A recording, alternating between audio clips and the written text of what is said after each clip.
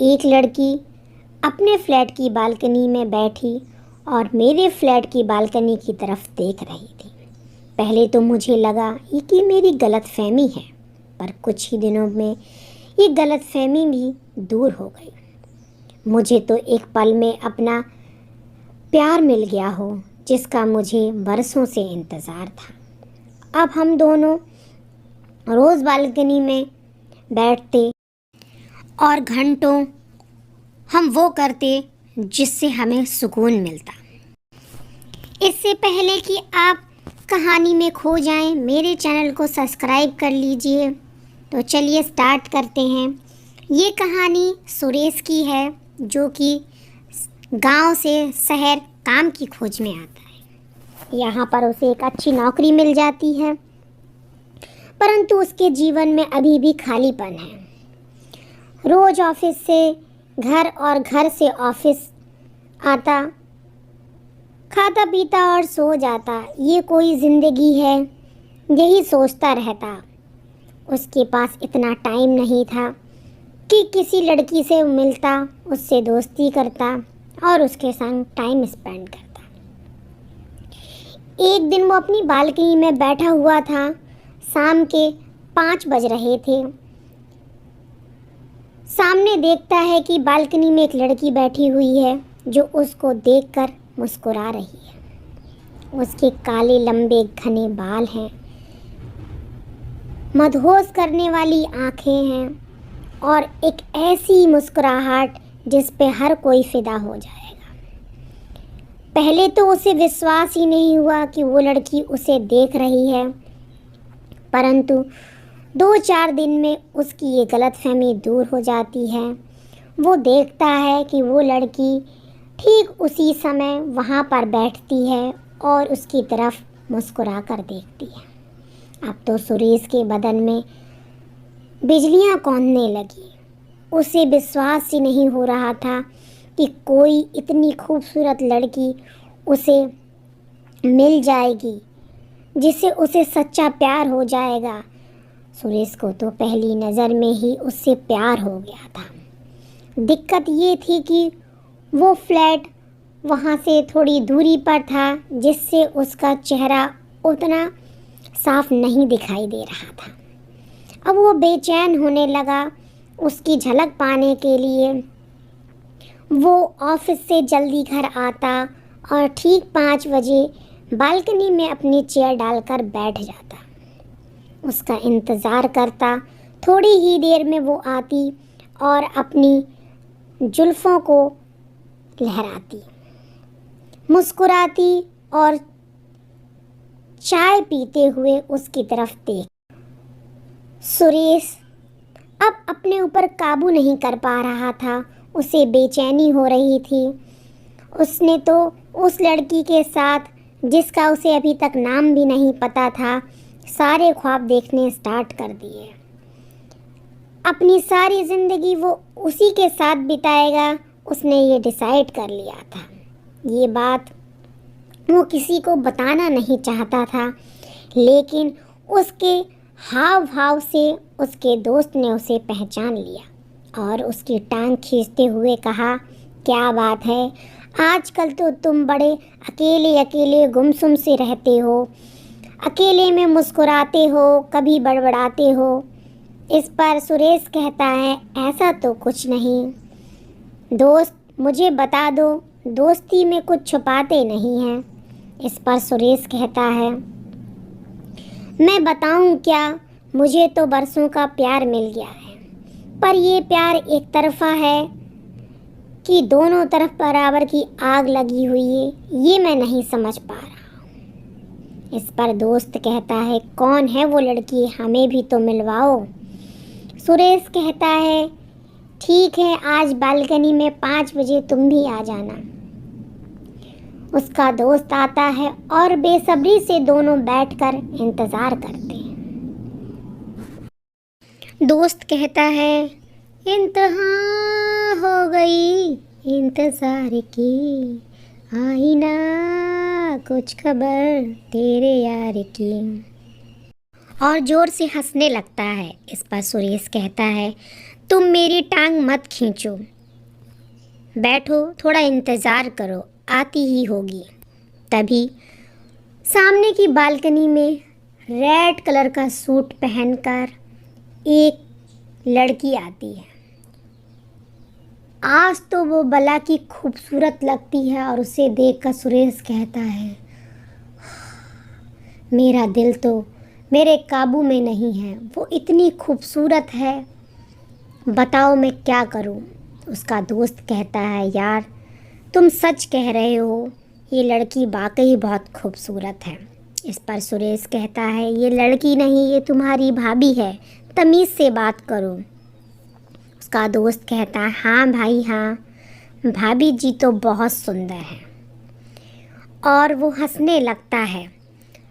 सुरेश कहता है, यार कुछ तो जुगाड़ करो, कुछ उपाय बताओ जिससे मैं उससे बात कर सकूं और उसे अपने करीब से देख सकूं, उसे अपनी बाहों में भर सकूं।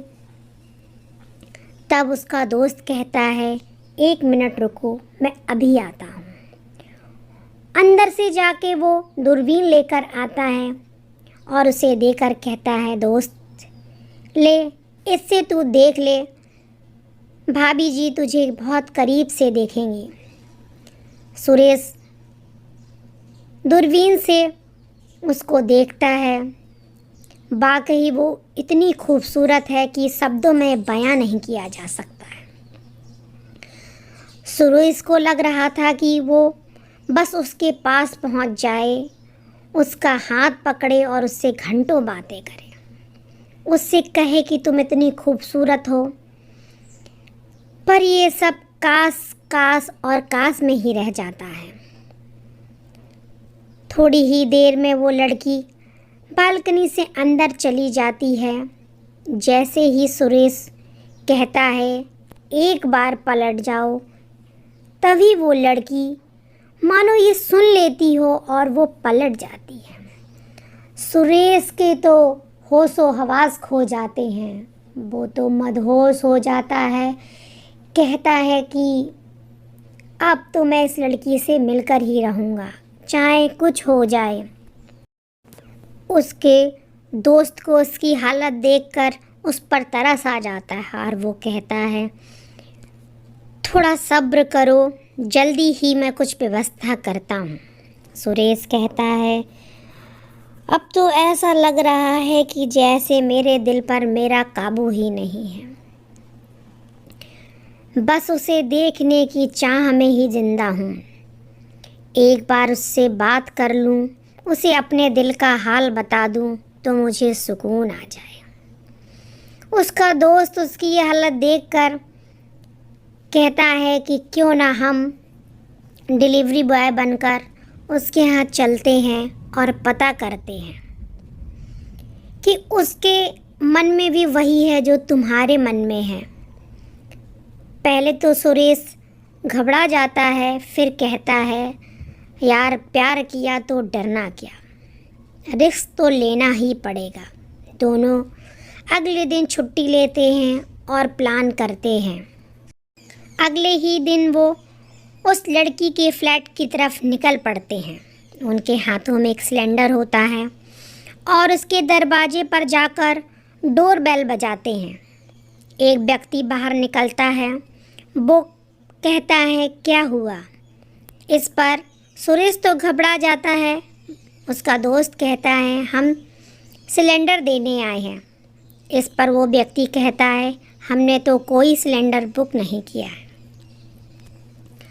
अरे देख लीजिए, आप ही का है नंबर। इस पर वो कहता है, नहीं, मेरा नहीं है। सुरेश अंदर की तरफ झांकने की कोशिश करता है कि शायद वो लड़की उसे दिख जाए। तभी उसका दोस्त कहता है कि हमें प्यास लगी है, थोड़ा सा पानी पिला दीजिए। वो व्यक्ति उन्हें अंदर के आने को कहता है और कहता है, अभी पानी लेकर आता हूँ।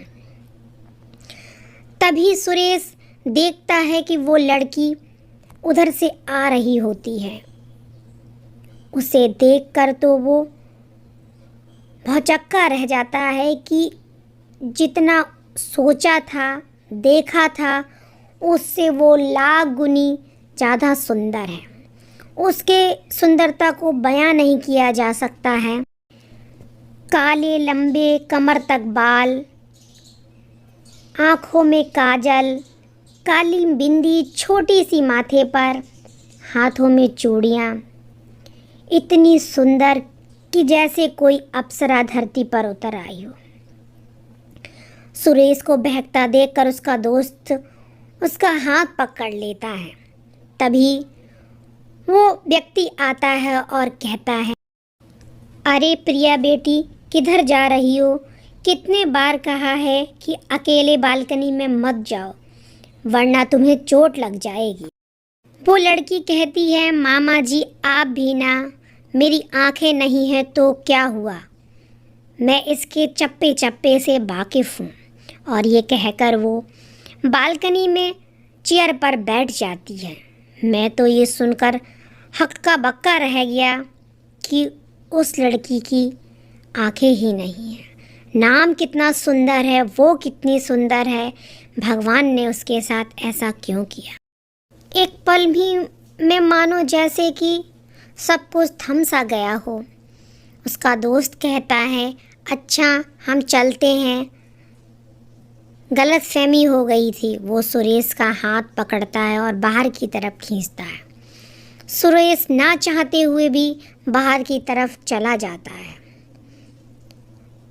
वो चाहता था कि वो अपनी दिल की बात बताए, पर उससे पहले ही जो सच उसके सामने आया उसने उसके होश उड़ा दिए। अब तो वो सोच में ही डूबा रहा कि क्या करे।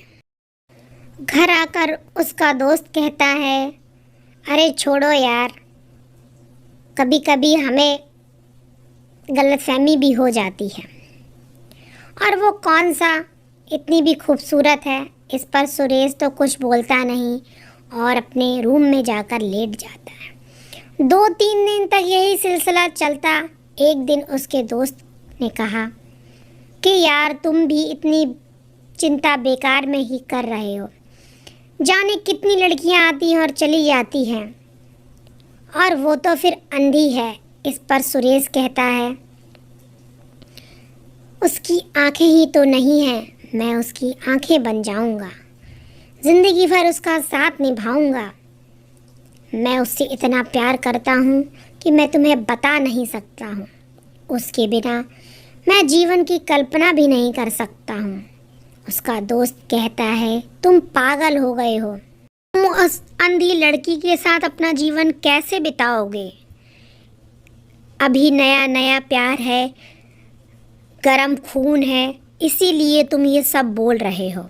इस पर सुरेश कहता है, तुम नहीं समझोगे सच्चा प्यार क्या होता है।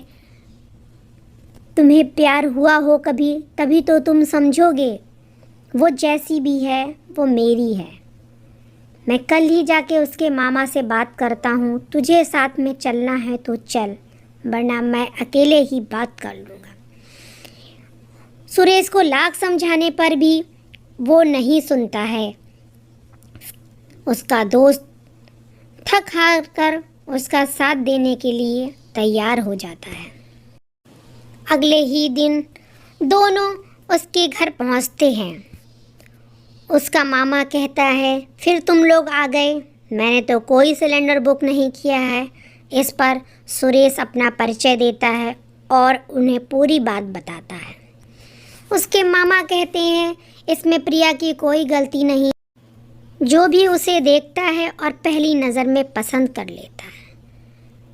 जैसे ही उसकी काली सच्चाई उसे पता चलती है और बात शादी की होती है, वो उसे छोड़कर चला जाता है। बेटा ऐसा नहीं कि ये बचपन से ही ऐसी है, एक हादसे में इसकी आंखें चली गईं, तब से ये ऐसे ही अपना जीवन व्यतीत कर रही है। सुरेश कहता है, अंकल आप समझे नहीं, मैं उससे बहुत प्यार करता हूँ और सच्चा प्यार करता हूँ।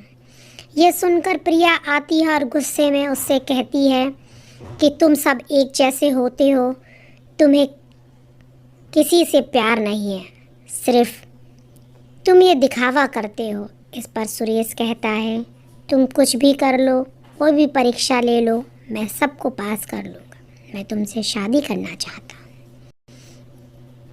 इस पर प्रिया के मामा तो राजी हो जाते हैं। अब प्रिया को मनाने की बारी है। लाखों कोशिशों के बाद सुरेश प्रिया को मना लेता है और दोनों की शादी हो जाती है। दोस्तों, इस कहानी से ये साबित हो जाता है कि सच्चा प्यार होता है और मिलता भी है।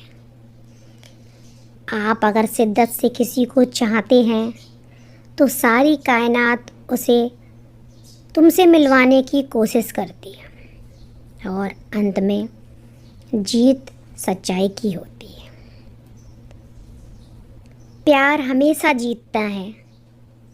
पर वैसे तो सुरेश पूरी ज़िंदगी प्रिया के साथ आराम से गुजार सकता था, फिर भी उसने कोशिश की और कई डॉक्टरों से मिलकर प्रिया का चेकअप करवाया और एक ऑपरेशन के दौरान उसकी आंखें ठीक हो जाती हैं।